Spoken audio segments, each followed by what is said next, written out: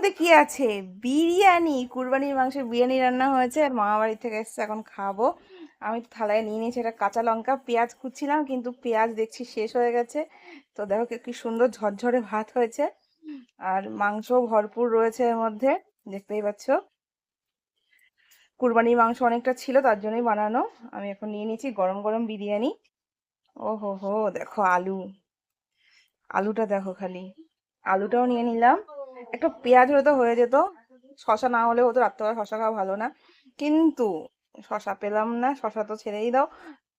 আমাদের পেঁয়াজটাও শেষ হয়ে গেছে আজকে। দেখো একটা চর্বির মাংস নিয়ে নিলাম, লদ লদ করছে একদম। আমাদের চর্বির মাংস খেতে খুব ভালো লাগে, তোমরা জানোই। আর একটু নিয়ে নিচ্ছি। এটাই হবে আমার রাতের ডিনার আজকে। অনেকটা দিছি, আর একটা চর্বি পেয়ে গেলাম। আজকে আমি চর্বি দিয়েই খাবো। আলুর টুকরোগুলো একটু টুকরো টুকরো হয়ে গেছে, বেশ ভালো লাগছে দেখতে। আমার তো মুখে আলু পড়লেই হলো। আহা, এই দেখো কালারটা দেখো খালি। বাড়ির তৈরি বিরিয়ানি, কেউ ভেবো না দোকান থেকে কিনে নিয়ে এসেছি, কারণ দেখতেই পাচ্ছ এটা তোমার দোকানে কেনার মতো না। আমাদের এই বাড়ির থেকে বানিয়েছে। আর একটা আলু আছে কিন্তু নেবো না, একটা আলুতে হয়ে যাবে। আর একটু রাইস নিয়ে নিই, দিয়ে খাওয়া শুরু করি।